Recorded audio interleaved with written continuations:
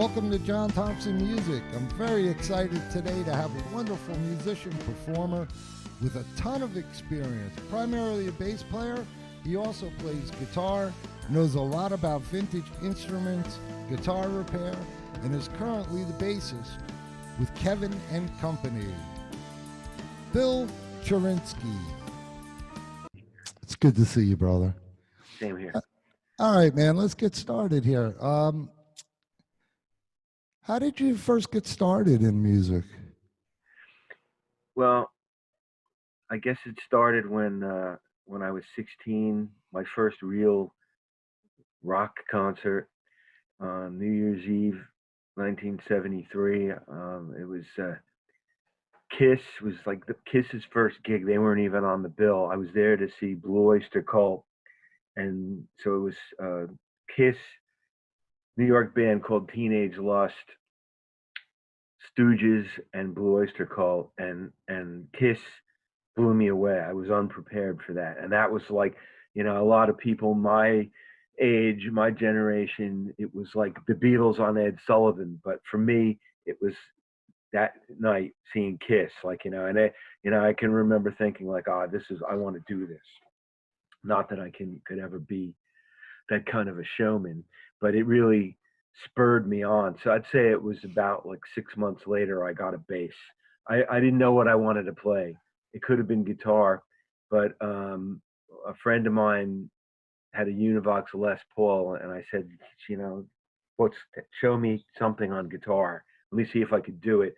So he attempted to show me. He showed me how to play an E form bar chord, and I tried to play it, and I couldn't do it. I was just, this is completely impossible. I said, what's bass like? And he said, well, it's got 4 strings. You don't have to play any chords. I said, that's it. That's for me. And then I said, how do you play it? And he said, well, you could play with a pick or with your fingers. And I tried both, and pick never felt comfortable to me. Still to this day doesn't for bass. And I just went on from there. And I took some lessons at first from American music. And the guy that taught me, he referred to the neck as the arm, and I was like, what's this? Like I didn't even play yet, and I know it's the neck. Like, not gonna happen. And it was really difficult to find somebody in those days that actually taught bass guitar. Either they were upright players or guitar players.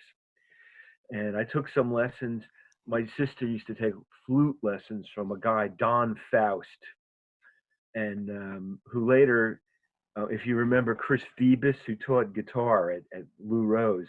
Oh yeah, Chris was awesome. Yeah, I mentioned that to him, and he laughed and he said, "What was Donnie doing teaching bass guitar and flute? He's a trumpet player. He knew him, had played with him."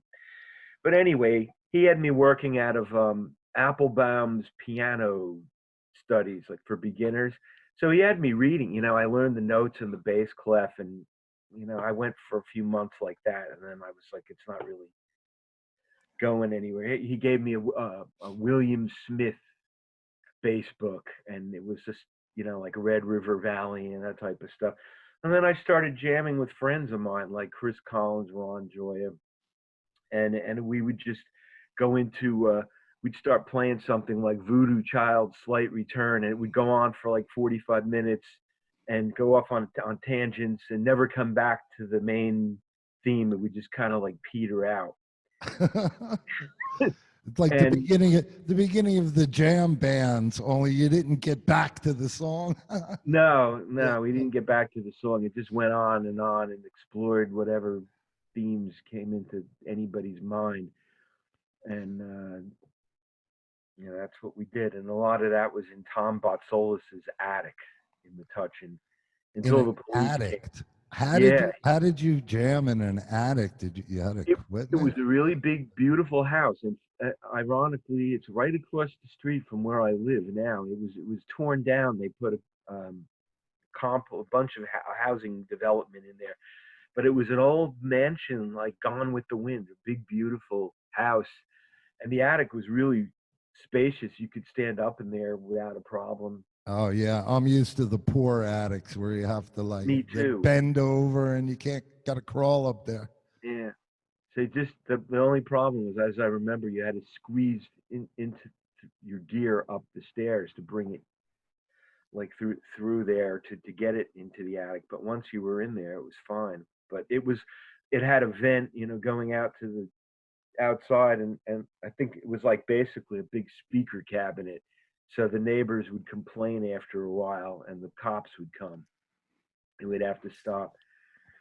And then it was just that. So I played with people that were definitely more advanced than I was as a beginner, and they had to teach me things just so I could function with them at all.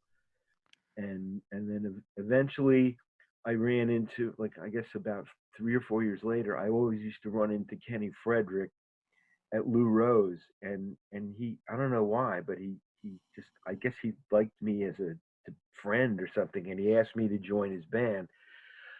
And he was like way better than I was. But so there, I really learned a lot from him, and Mike Antle too, who it turned out was in the band, the drummer. And so those guys like had to teach me a lot. I mean, Kenny had to basically put my fingers on the frets a lot, just so I knew what to do.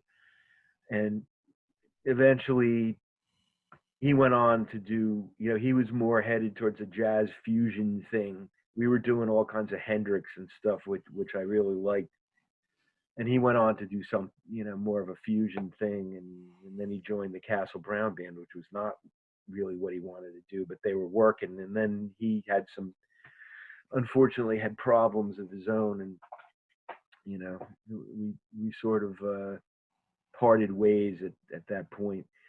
Um, but him and other friends of mine taught me things like somebody taught me modes. Kenny showed me a harmonized scale. So in other words, if you were playing in D, it would be D, E minor, F sharp minor, and then Right. major, and then that pattern in which you could do extended harmony to that too. But he showed me the concept, and I just realized, oh, I see. So if you're in a major key and you go up a whole step, the next third would be a minor third. And then somebody showed me modes, and I was like, I started to see how it all fit together like the pieces of a puzzle. Mhm. Like it's all part of the same scale, depending on what note you start on. And that was, I got a lot of mileage out of that. I mean, to this day, I still use that. I'm sure everybody does. It's pretty basic music theory, but once you grasp that, you really have a lot, I think. Yeah, that diatonic sequence, that's very important, you know. Yeah. That's very important to know. Is you can anticipate, like if you're jamming with people, that's it, and you're playing when, whatever, you're in E, and okay, everything's gonna modulate up a whole step. You could, well, I mean, if it was modulating, I guess you'd just be moving the whole thing up. Yeah, the whole key up, Yeah, but yeah, like if you were gonna move up a half step diatonically, you'd know okay, it's going to F sharp, and it's probably going to be F sharp minor with a major six, the Dorian mode. So without that, you're pretty much floundering, without that knowledge, and it's really not that difficult to understand. But I've tried to explain that to people. I try to pass that along because it was very useful to me, and people have a tendency to shut down for some reason. yeah, I don't know what it is. I don't know whether they think it's good. You know, a lot of people say, "Oh, it's going to kill my playing if I try to learn music theory. It's going to kill I've my heard playing." that. But I've Well, heard that, and it's what do you think about that statement? I think there's a grain of truth to it, because I remember, okay, so I saw Kiss that time, and it really awakened my interest in music and playing music. So I would put on like the first Kiss album, and I would hear them, playing this basic rock and roll type stuff, and I would be like, how do they do that? I mean, that's incredible. It's like magical. And then eventually, I started playing bass, and then like a year later, I started fooling around with guitar, and I'd see how they do it. Oh, that's all it is, and then the magic is lost. So I guess in a way, you could keep moving on to other things that are, still mysterious, and you figure them out. So, I mean, the magic is never entirely lost, but something is. I Well, wouldn't say.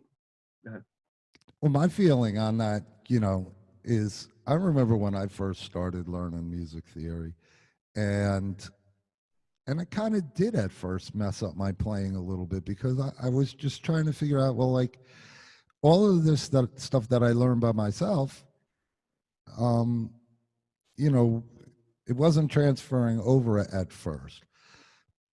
And I was playing a lot of major thirds and a lot of different things because now I knew the difference between a major and a minor chord. So, anyway, to make a long story short, it did in the beginning, but I'll tell you what, after you get the concept of everything, like you said, like you just stated, it's very important to know that diatonic sequence of chords: major, minor, minor, major, dominant seventh, minor, minor seven, flat five, and then back to the root there.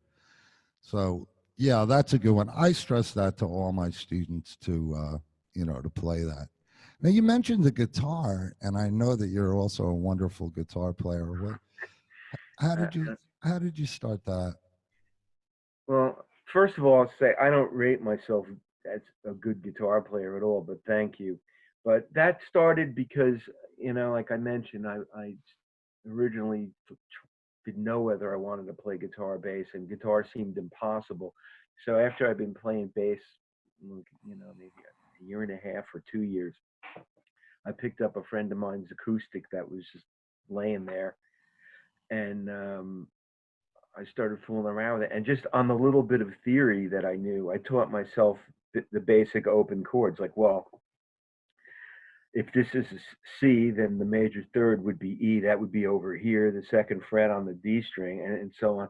And then, okay, then a D chord would probably be like this. And so within an hour, I could do it. I was like, oh, okay. But I never really took guitar to any kind of a degree, of proficiency. I never tried with it in the early days, I never jammed with anybody playing guitar, and I just would be in my room playing along with records and stuff, and I never really, like I said, I never considered myself to be a guitar player. So Yeah, I mean, well, you're a wonderful bass player, and we all know that. thank And you. I saw you sit in on guitar, and you sounded really good. You did that Well, that little was that. demo, and that thing, that SG that you have, man, that thing sounded good, bro. Thanks. Yeah, it's a nice guitar.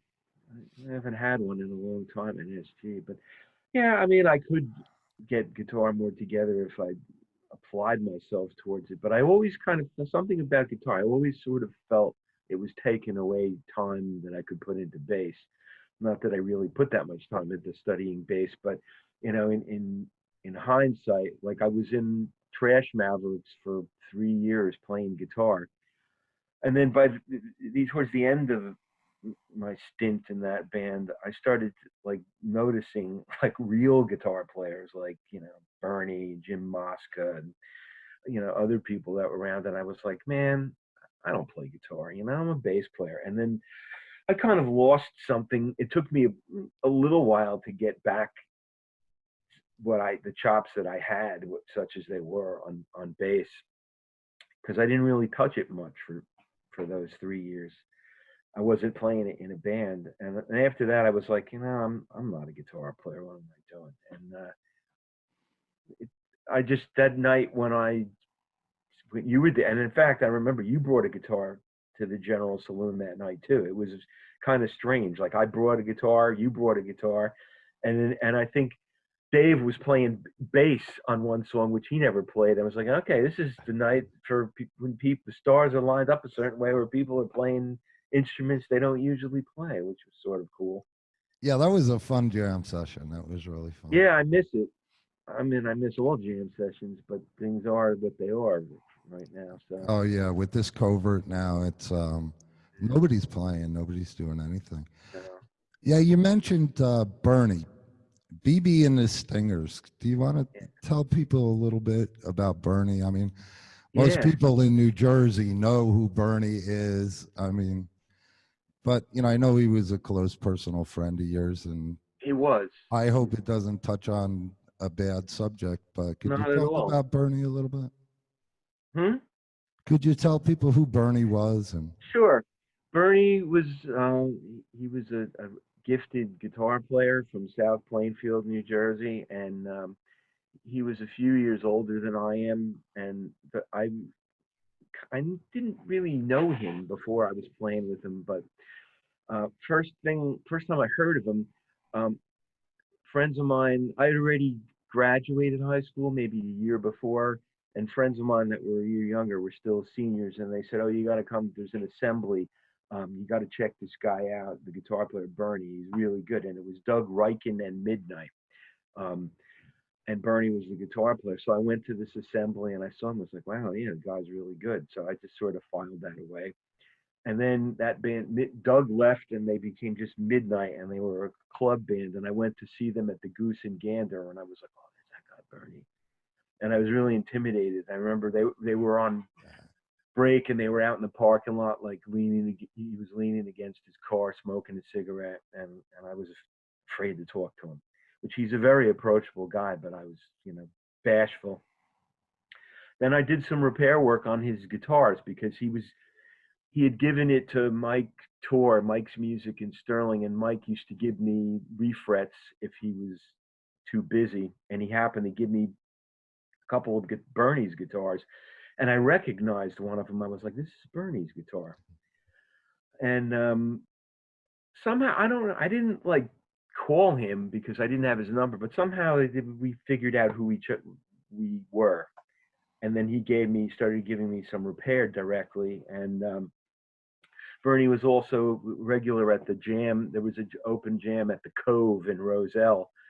And I used to go there once in a while. And I jammed with Bernie one time. And I thought it went, we played some Hendrix tunes. And I said, "Wow, it went pretty well. Man."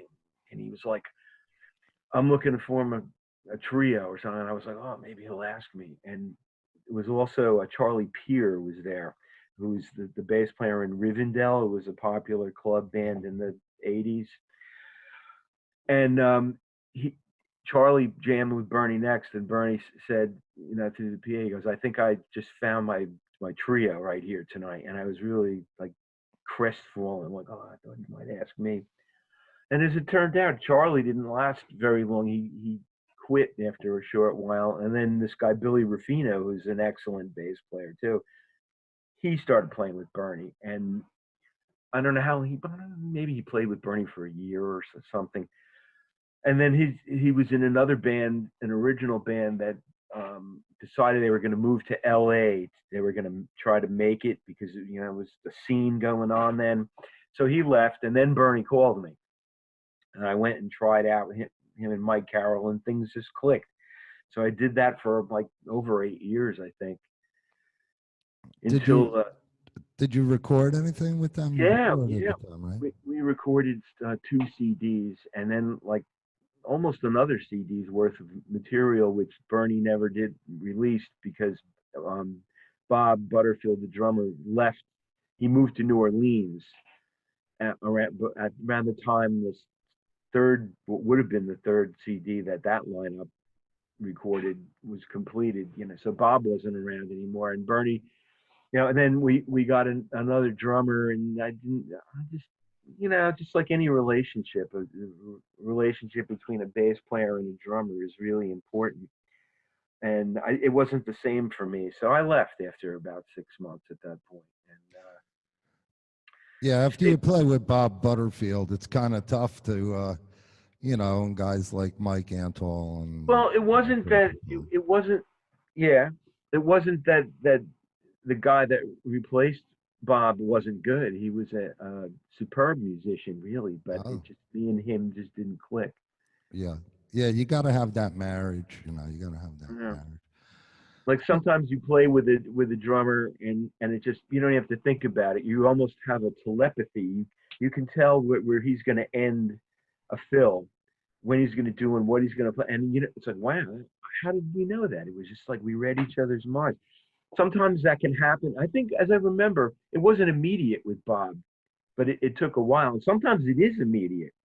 But with the next drummer, it just didn't happen for me, and probably was down to me more than him. But I wasn't happy, and so I left. And at that point, I thought I was done.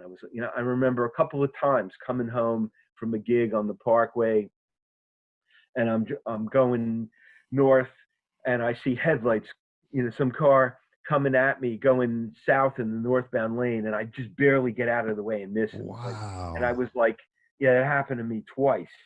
Oh my And I goodness. thought, you know what, I'm getting too old for this. And I didn't really play it for a long time. I was in an original band with some people I knew, and they didn't really work that much. And then after that ran its course, I was like, I'm probably done at this point.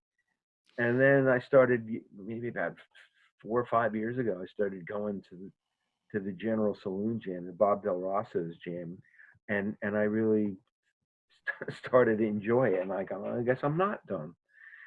And I'm glad that I'm not. I'm glad that I am still playing. I'm glad you're still playing too, and a lot of other people are also. That's for sure. Now, back in the day when you were learning songs, how did you like work on learning songs and memorizing tunes? I mean, today everybody, they just go on the internet and there's some guy there showing you how to play the song, and it's so much easier nowadays. What was your experience with that? I know I went through hell trying to figure out songs.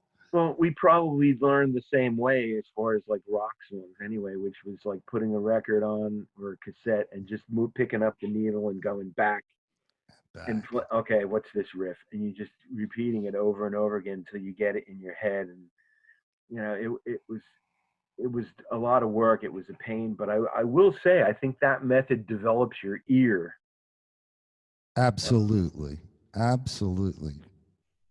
So, That, and to this day, I'm not good at I don't really relate to music on a page. Like even tablature, I have a difficult time reading. And that, I mean, it's really obvious. It tells you where to put your fingers on what fret on what string. How could it be more simple? And I just don't relate to it. Like I look at it and it's like, so I mean, when I learn songs to this day, it's just like I go to YouTube, I get the song, plug my bass into an amp, and I just start going back over and over and over. And yeah, it takes a while to get the arrangement in my brain. I'm not really swift with that. It takes me a long time.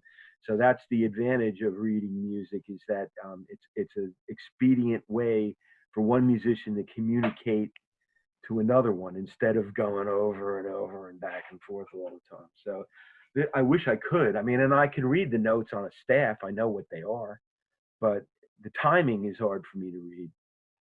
And the idea of like what it's actually going to sound like. Okay, those are the notes. Where is it on the neck? Okay. And you don't know where tablature, I guess, as good as it shows you the fingering, assuming that the person that transcribed it was right. But yeah, it's I can't read the tablature stuff. And I always found out that when you learn songs with that method over and over and over again, that's when you memorize the song. Because I've done an entire Broadway play musical and read every note, and by the time I was done with that play, I had no idea. I couldn't play one song by memory.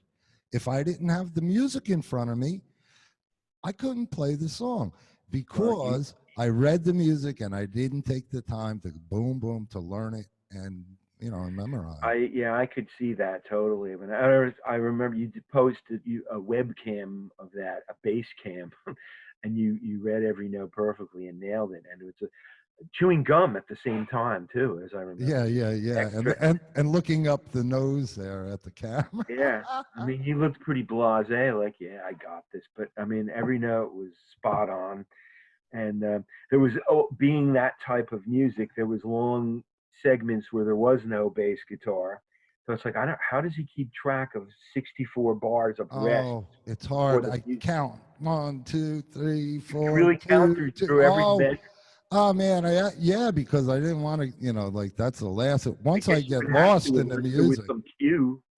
Yeah, yeah, yeah. Yeah, and that's really difficult. Anyway, let's talk about some of your influences. Like, what are Yeah. your basic influences besides Kiss? We all know the Yeah, Kiss and and the old rock and roll stuff, Blue Oyster Cult and all of that. I know you enjoy. yeah. I can't say that Gene Simmons really influenced me, although I don't think he's as bad a bass player as a lot of people like to paint him because people hate Kiss for whatever reason. But I don't think if you just listen to what he did, he's not a bad bass player, Oh no, not rock at all. bass player. But he played with a pick, and you can definitely hear a Paul McCartney influence in Gene's playing. And that's another thing. I wish I had listened to the Beatles in those days, and I didn't. I wasn't really that into it. I was into like hard rock kind of stuff.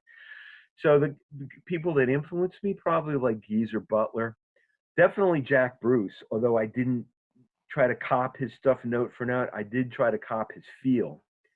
And to this day, I think if I have to plug into somebody else's like crappy bass amp and it's distorted, I can play to that instead of fight against it. And I find there's two types of people that struggle with distorted sound for bass or play with it, use it to their advantage. So I can do that. Also, definitely Noel Redding, although he played with a pick, and Hendrix is, I think, in my estimation, was a really good bass player, playing on some of the Hendrix stuff too. And I think he was pretty good and influenced me. And definitely Billy Cox, who I really think was an excellent bass player. And let's see, I went through a phase later of being into Steve Harris from Iron Maiden, and I think he's great. I cannot play like that. He has like a bionic right hand. I don't know how he does those gallops, and supposedly with two fingers, not three. But I like him. I like Geddy Lee a lot too. Never tried to like figure his stuff out particularly accurately, but somebody I admire. And I'm sure I'm leaving out a lot of people. One guy is Prakash John, who played on the Lou Reed Rock and Roll Anthem. I always liked his playing a lot, and he's in a way he's kind of like John Paul Jones in that, who's another guy I admire a lot. That they both kind of took the James Jamerson, the R&B thing, and applied it in a rock context, and I like that. I always admire that, players that did that. And let's see, we were talking before this interview the other day about Jaco. Like, yeah, he's somebody I definitely admire, though I can't play like him. I can do like a half-assed continuum. That's about it. And but again, it's somebody I can maybe cop a little bit of his style.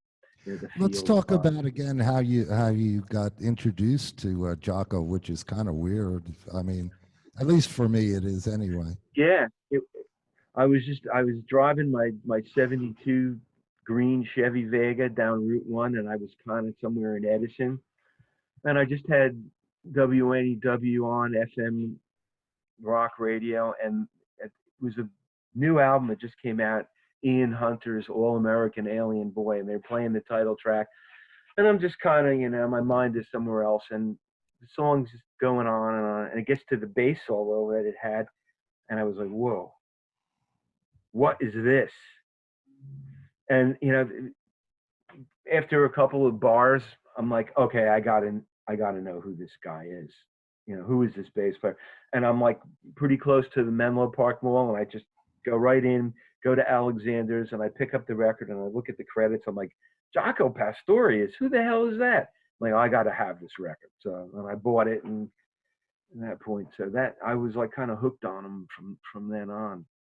But Yeah, what an incredible sound, huh? Just totally different than anybody else I've. yeah, I never heard anything like that before, and like I was saying the other day when we were talking about it, I even the bass, traditional bass, was one role that Jaco could fill, but I thought of him as what he really was a jazz musician, and he could play like a trombone or like a saxophone or various other instruments. He could cop their vibe, and but chiefly what he was playing was jazz. And like he could, like I said, when I saw him at the Lone Star in 1985, what really knocked me out was his walking bass, and he was playing that in a fairly traditional manner. He wasn't like all over the place. Yeah, and he's not really known for that. He's not, because his soloing is such a it's enough that alone could be his legacy. But if he didn't do that, he would probably might be known for his traditional type walking bass. But Yeah, yeah, he was amazing. amazing and a tragic story. Yeah, Any bass player that's watching this is gonna know who Jaco Pastorius is, and yeah, one of the greatest electric bass players to ever be on this planet. without any doubt. Thank you for tuning in to John Thompson Music. If you found value in this content, please leave a comment. Hit the subscribe button. Go to my YouTube channel playlists and look under JT Live. That's where you'll find all my free stuff, bass lessons, guitar lessons, video podcasts, and the like. Until then, peace, love, and music for all.